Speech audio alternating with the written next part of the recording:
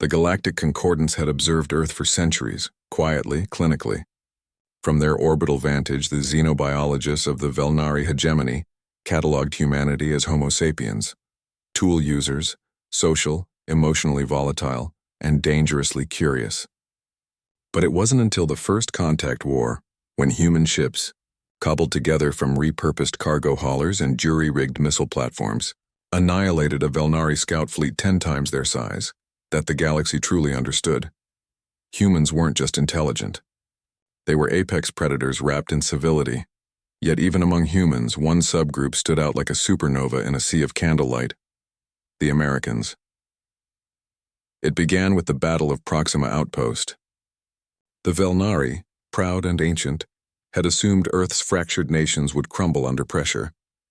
Instead, a ragtag coalition of United States Marines, Air Force pilots, and civilian volunteers, many of them veterans of forgotten terrestrial conflicts, turned a mining colony into a fortress.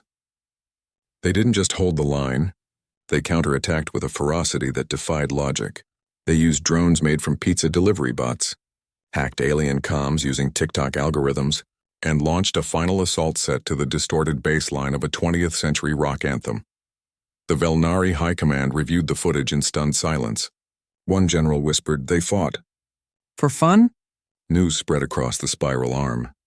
The Cathari, a warrior species who dominated galactic combat for millennia, scoffed until a U.S. Special Forces team, stranded behind enemy lines on Xylos Prime, infiltrated their sacred war temple and replaced their ancestral battle drums with a looping recording of Yakety sax.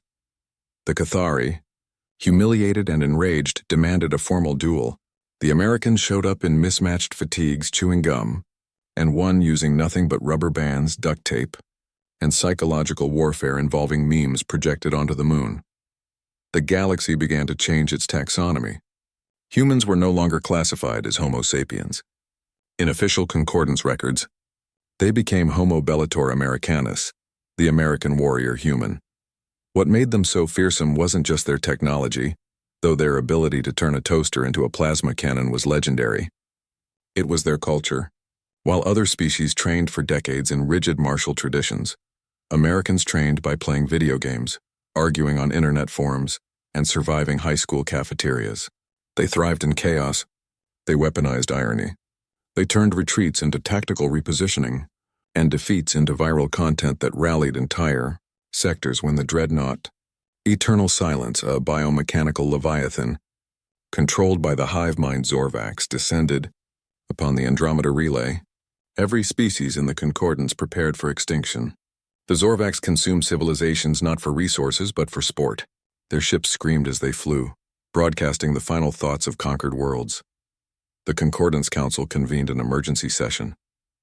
All eyes turned to Earth's delegate, a retired U.S. Army sergeant named Ramirez, who'd been sent only because the Secretary of Defense lost a bet.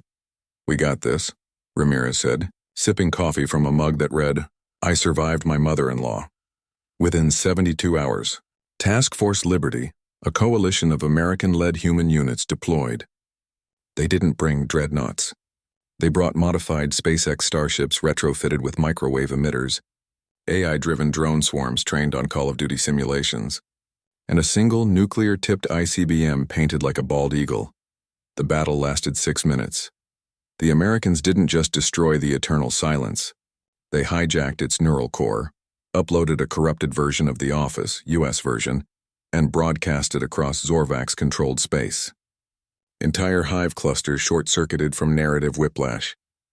The Zorvax overmind, overwhelmed by the concept of Dwight Schrute as assistant regional manager, fragmented into existential despair. Afterward, the galaxy bowed, not out of fear but awe. The Cathari petitioned to adopt American boot camp as their new rite of passage. The Velnari opened cultural exchange programs focused on competitive barbecue diplomacy. Even the reclusive Lumina, beings of pure light, began streaming NASCAR races in their nebulae.